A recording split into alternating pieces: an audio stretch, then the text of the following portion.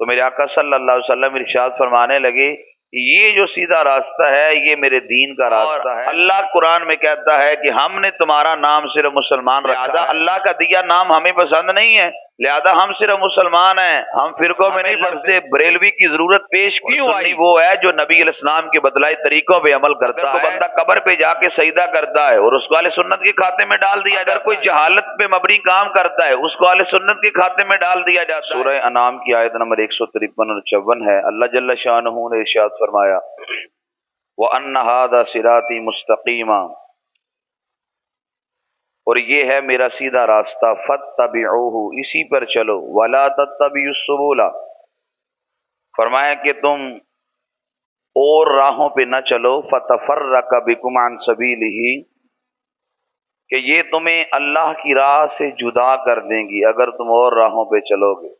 ذَلِكُمْ وَصَّاكُمْ بِهِ، اللہ تمہیں یہ تقییدی حکم ارشاد فرماتا ہے، لعلکم تتقون، تاکہ تم پرہیزگار بن جاؤ۔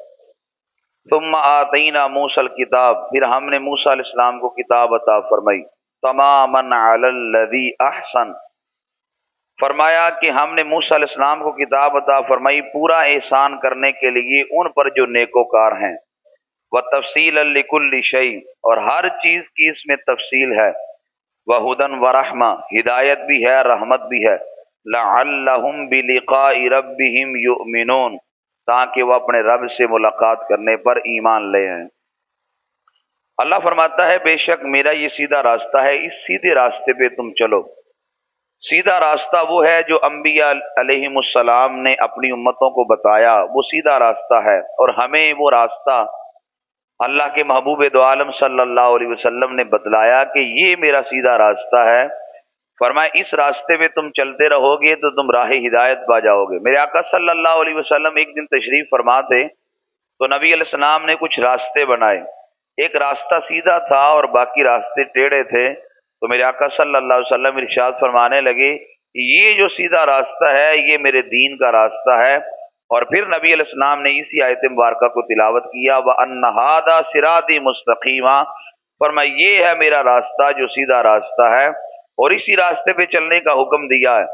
میرے آقا صلی اللہ علیہ وآلہ وسلم نے یہ جو امت کو راستہ دیا، آج لوگ اس جنجال میں پڑ جاتے ہیں کہ راستہ تو ایک ہوتا ہے لیکن اب کوئی سنی ہے کو کیا ہے کو کیا ہے، اب تو رستے بڑھے ہیں، ہم نے کس سمت جانا ہے، ہم نے کون سا رستے کا انتخاب کرنا ہے، اب تو رستے بڑھے ہیں۔ تو ہمیں یہ بات ذہن نشین ہونی چاہیے کہ اصل رستہ ایک ہی ہے اور وہ مسلمان ہونا ہے۔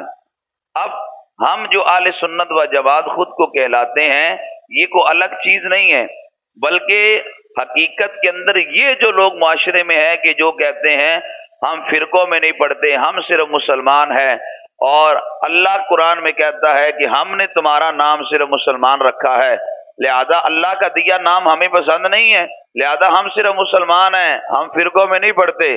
ہم کہتے ہیں اگر تم صرف مسلمان ہو تو جو اسلام کی چھتری کے نیچے چھپے ہوئے کالی بھیڑیں ہیں کہ جو معاذ اللہ ختم نبوت پہ ڈاکہ بھی ڈالتے ہیں، خود کو مسلمان بھی کہتے ہیں، ایسے لوگ بھی ہیں جو اسلام کی چھتری کے نیچے چھپے معاذ اللہ صحابہ اکرام کی توہین بھی مبینہ طور پہ کرتے ہیں اور خود کو مسلمان بھی کہتے ہیں، جو نبی علیہ السلام کی آل کا بغض سینے میں پالے ہوئے ہیں اور کلمہ بھی پڑھتے ہیں، ایسے لوگ بھی ہیں جو دین کی بڑی بڑی بنیادی باتوں کا انکار کرتے ہیں لیکن خود کو مسلمان بھی کہتے ہیں۔ اس لیے ان سے امتیاز کرنے کے لیے ہم خود کو کہتے ہیں کہ ہم اہل سنت و جماعت ہیں، تاکہ فرق ہو جائے۔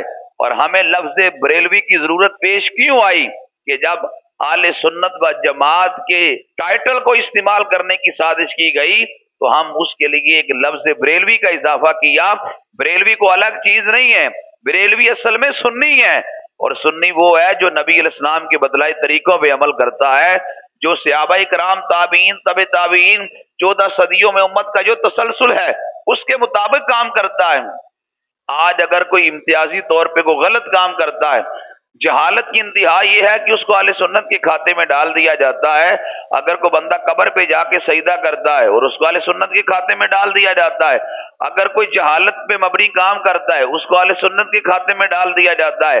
ہم اعلانیہ ببانگی دوہل یہ کہتے ہیں ہمارے سید یا اللہ حضرت نے یہ کہا ہے کہ جب تم کسی میزار پہ جاؤ تو جا کر نہ چومو، دیکھنے والا کہیں یہ نہ سمجھے یہ سجدہ کر رہا ہے، اگرچہ چومنا جائز ہے لیکن جہاں لوگ موجود ہو نہ چومیں، 4 ہاتھ دور کھڑا ہو جائے، 4 ہاتھ دور کھڑا ہو کر قرآن کی تلاوت کرے، پھر اللہ سے دعا کرے، اللہ سے مانگے، اللہ سے اولاد کی دعا کرے، یا اللہ تو نے بیٹا دینا ہے، یا اللہ بیٹی تو نے دینی ہے، یا اللہ رزق میں برکت تو نے ڈالنی ہے، مولا اسباب تو نے میرے لیے پیدا کرنے ہیں، میں تیرے بندے کے پاس آیا ہوں، یہ تیرا بندہ ہے، یہ نیک ہے، یا اللہ اپنے نیک بندے کے صدقے میرے بگڑے کاموں کو سیدھا فرما دے۔ اب مانگنا بھی رب نے ہے، دینا بھی رب نے ہے، خیر بھی رب نے ڈالنی ہے، اس نیک بندے کے وسیلے کے ذریعے بندہ دعا کرتا ہے تو اللہ کی رحمتیں متوجہ ہو جاتی ہیں۔ یہ جو کنسپٹ پیدا کرنے کی کوشش کی جاتی ہے، اچھا وہاں جانا ہی کیوں ضروری ہے، گھر میں بیٹھ جاؤ، اللہ شارق سے قریب نہیں ہے۔ میں نے کہا بھائی اللہ شارق سے زیادہ قریب ہے، لیکن قریب ہونا تب فائدہ دیتا ہے جب قریب ہونے کی معرفت بھی ہو۔ آپ کو اگر معرفت ہی نہیں ہے، بندے کے سب سے زیادہ قریب کیا چیز ہے؟ اس کی پلکیں۔ کیا بندے اپنی پلکوں کو دیکھ سکتا ہے؟ بھائی بندے کے سب سے قریب پلکیں ہیں، لیکن بندہ خود تو پلکوں کو بھی نہیں دیکھ سکتا، اس لیے قریب ہونا بھی ضروری ہے اور اس کی معرفت ہونا بھی ضروری ہے۔ میں اس کی مثال عرض کر کے سمجھاتا ہوں۔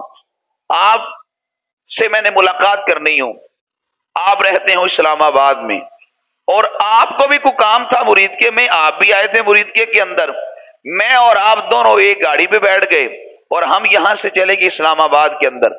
آپ اسلام آباد میں اترے تو آپ اپنے گھر کی طرف چل پڑے، میں اسلام آباد میں اترا تو میں آپ کو ڈھونڈنے کے لیے آپ کے گھر کی طرف چل پڑا۔ آپ ابھی گھر میں جا کے بیٹھے ہی تھے تو میں بھی جا کے دروازہ کٹکھٹانے لگ پڑا، پوچھتے پوچھتے کسی نے بتایا مطلوبہ بندے کا دروازہ وہ ہے۔ میں نے دروازہ کٹکھٹایا تو آپ اندر سے باہر نکل آئے، تو میں کہوں کہ میں مریدکے سے آپ کو ملنے کے لیے آیا ہوں، تو آپ کہے صاحب مریدکے سے اسلام آباد تک کا سفر تو میں نے آپ کے ساتھ بیٹھ کے کیا ہے، میرا کندھا آپ کے کندھے سے ملا ہوا تھا، میری سیٹ آپ کے سیٹ سے ملی ہوئی تھی، صاحب آپ کو اگر کام تھا تو 4 گھنٹے کا سفر اکٹھا کیا ہے، آپ رستے میں بات کر لیتے، آپ 4 گھنٹے میں بات نہیں کی، یہاں بھی آپ کے ڈھونڈتے رہے، پوچھتے پوچھتے میرے گھر تک پہنچے تو آپ پہلے کر لیتے۔ تو وہ کہتا کہ میں نے اتنا سفر کیا، پہلے بات نہیں کی، اتر کر پھر مشقت ڈھونڈنے میں کی، وجہ یہ تھی کہ مجھے آپ کی پہچان نہیں تھی، پہچان ہوتی میں فائدہ پہلے لے لیتا۔ او بھائی آپ اگر بندے کی قدر و قیمت کو جانتے ہو لیکن آپ کو معرفت ہی نہ ہو، آپ کو اس کی پہچان ہی نہ ہو، تو پھر بھائی اللہ شارق سے قریب ضرور ہے لیکن آپ کو اللہ کی معرفت ہی نہیں ہے۔ جب معرفت نہیں ہے تو آپ کیسے فیض لے سکتے ہیں؟ جب آپ کو معرفت نہیں ہے تو اللہ کی خوشنودی آپ کو کیسے مل سکتی ہے؟ اللہ کا قرب آپ کو کیسے مل سکتا ہے؟ اللہ کا قرب لینا ہے تو پہلے معرفت حاصل کرنی پڑے گی، اور معرفت اللہ والوں کو نصیب ہو چکی ہے۔ تو جب اللہ والوں کے پاس بندہ جاتا ہے تو ان کو اللہ کی معرفت ہے، تو جب ان کے پاس جاتا ہے تو پھر اس کو بھی معرفت ہو جاتی ہے، چونکہ اللہ والوں کو معرفت ہے۔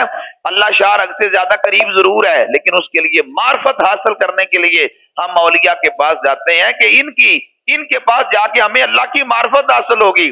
اللہ شارق سے زیادہ قریب ہے لیکن ہم اللہ کے محبوب بندوں کے پاس اس لیے جاتے ہیں، اللہ گھر بیٹھے بھی سنتا ہے، نیکوں کے پاس جا کے مانگے تو رب زیادہ سن لیتا ہے۔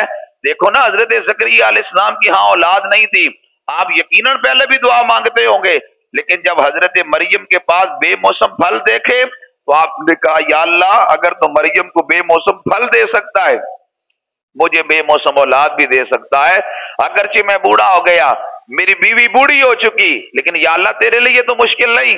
اللہ تعالیٰ نے وہیں کھڑے کھڑے فرشتوں کو بھیجا اور انہوں نے آ کے حضرت زکریا علیہ السلام کو یحییٰ نامی بیٹے کی خوشخبری سنائی۔ تو ہم کہتے ہیں دیکھو حضرت زکریا علیہ السلام نے جب محبوب بندی کے پاس جا کے اللہ سے مانگا رب سے ہی ہے، دعا رب سے ہی کی ہے، لیکن جا کر محبوب بندی کے پاس کی ہے، نبیہ نہیں ہے، ولیہ ہیں، ولیاں کے پاس جا کے دعا مانگی ہے تو اللہ کی رحمت متوجہ ہو گئی۔ تو اللہ فرماتا ہے یہ میرا سیدھا راستہ ہے، اسی راستے پہ چلو۔